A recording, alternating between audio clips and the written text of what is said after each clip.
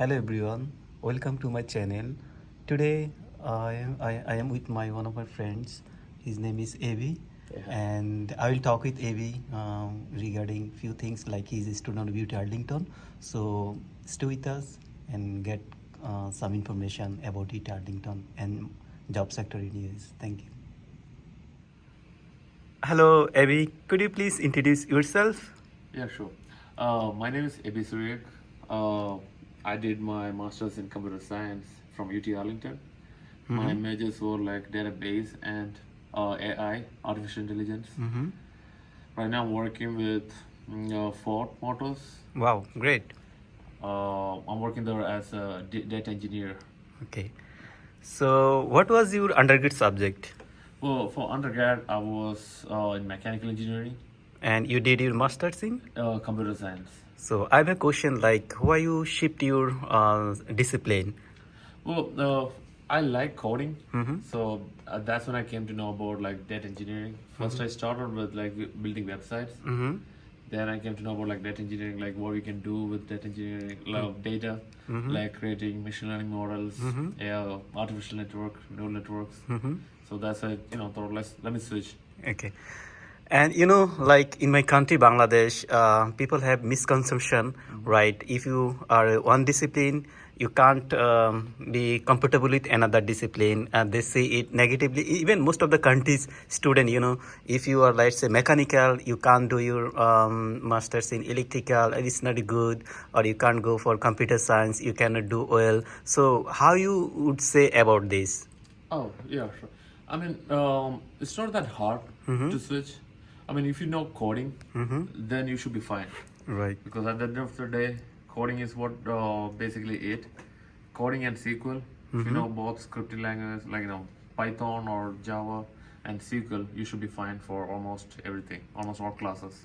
Okay. So the only thing is, I would say you'll end up taking more classes than a regular student from computer science background. Because for me, since I switched, instead of 10 classes, I had to take 15 classes. That's the only thing. It will take like longer for you to finish. You will have a lot of prerequisites. Okay. And tell a bit about UT Arlington. Oh, UT Arlington is great.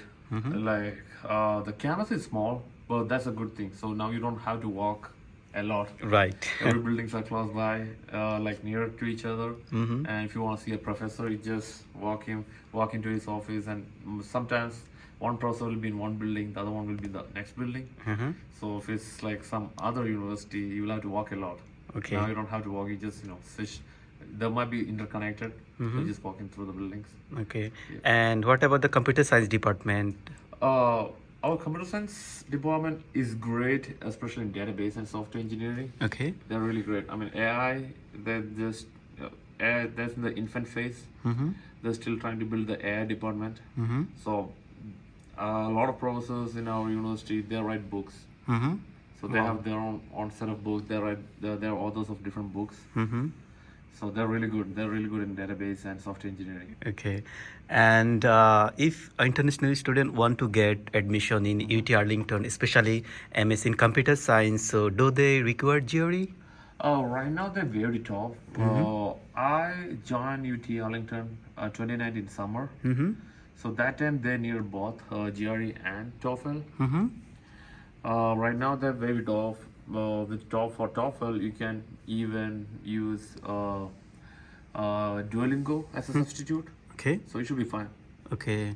And like since you recently graduated from computer science, so what is the job market in US about the especially in the computer science area? Okay, I can talk about the current market because I haven't been through, during COVID, during this time, since during COVID, there was a lot of layoffs and stuff, and now the markets are opening back up. Now there's a lot of jobs.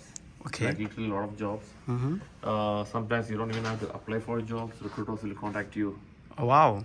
Yeah, so it's really great right now. I don't know how long this will stay, but I would say at least next 2 to 3 years, I hope it stays like this. Wow. And like, could you please give us some idea about the starting salary for the fresh graduate? Like, what is the range? Uh, for IT, Mm-hmm. I haven't come across a job which pays less than 75,000 a year. Mm-hmm. So that's the base. Plus on Okay. top of that, we get 10% bonus and stuff. Wow.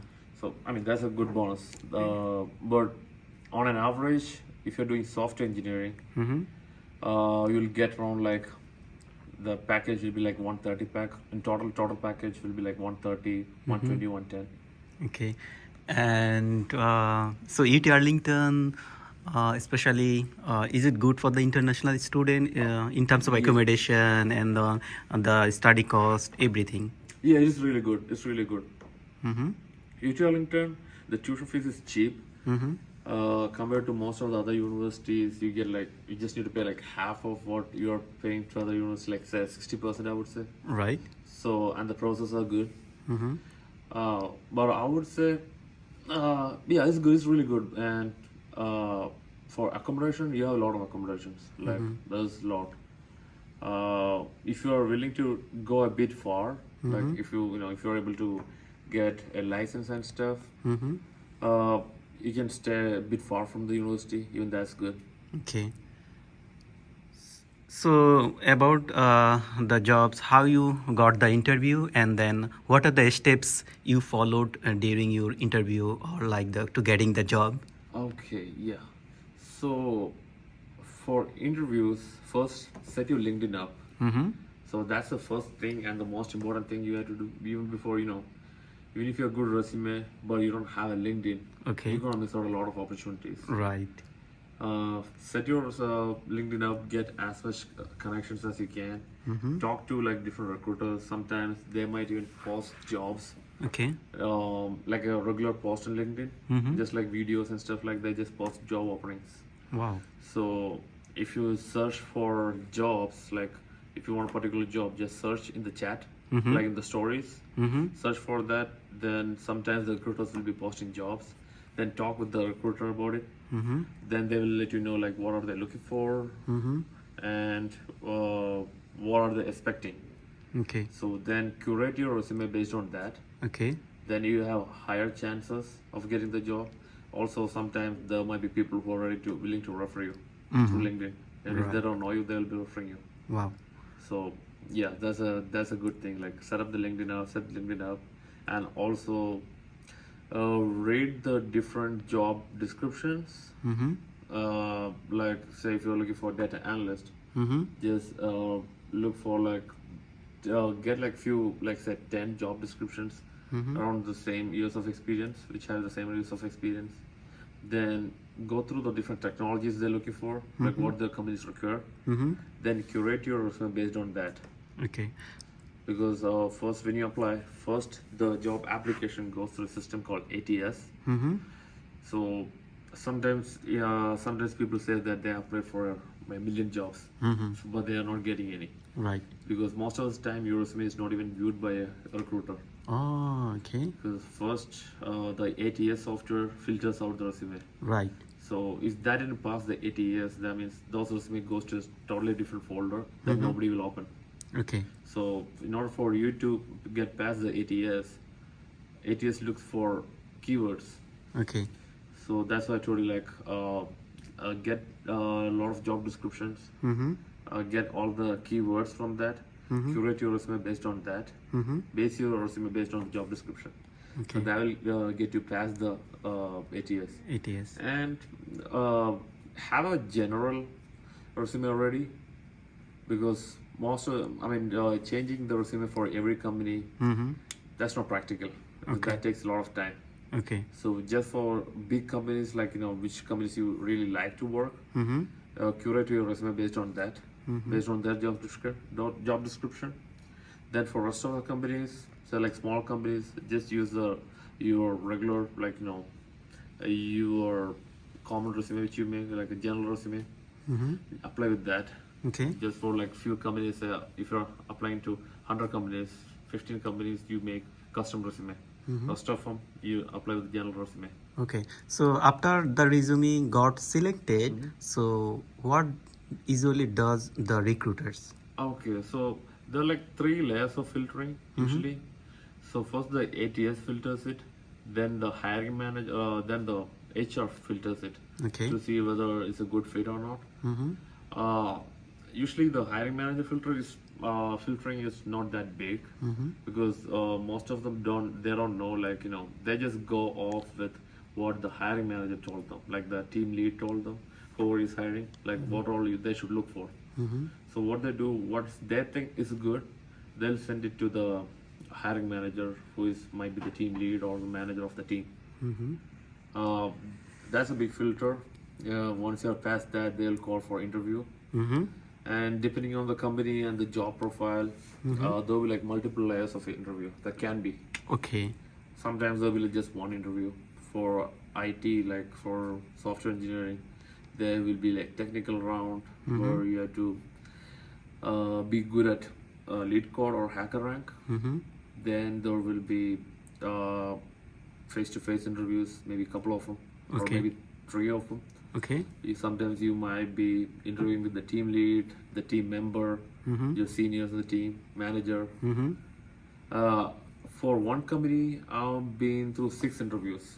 Wow, this is so much. So it all depends on, for one interview, the one interview I took only like one interview and they offered me the job. So there are like two people panel, and I interviewed for like an hour. Okay. So that included, within 1 hour, they had the HR round questions, technical questions, and behavioral and everything. Okay. So sometimes it be easy, sometimes it be hard. Okay. So especially in IT, you might face multiple rounds of interviews, starting with the coding challenge. Okay.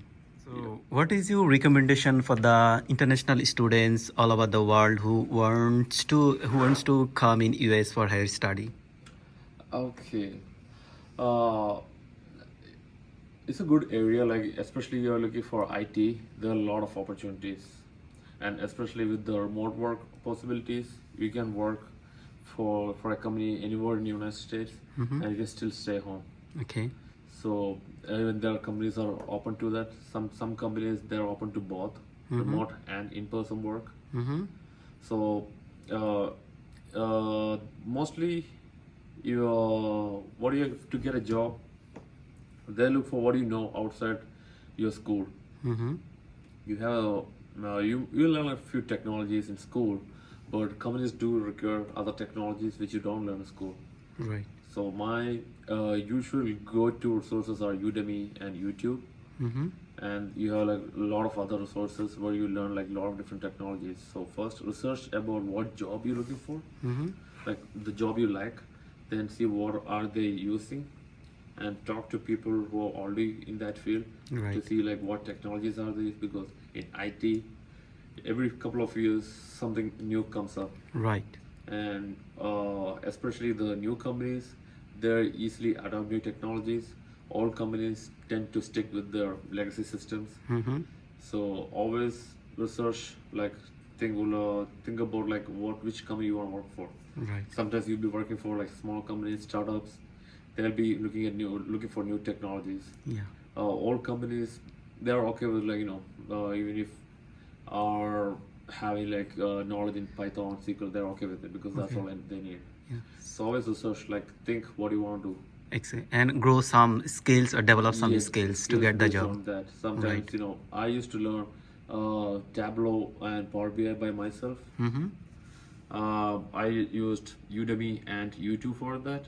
So I learned it by myself because they won't teach you that in the school. Right. You have to learn by yourself. So that's one the good thing, because that will pump up your resume all the you will be more preferred than someone else without knowing that.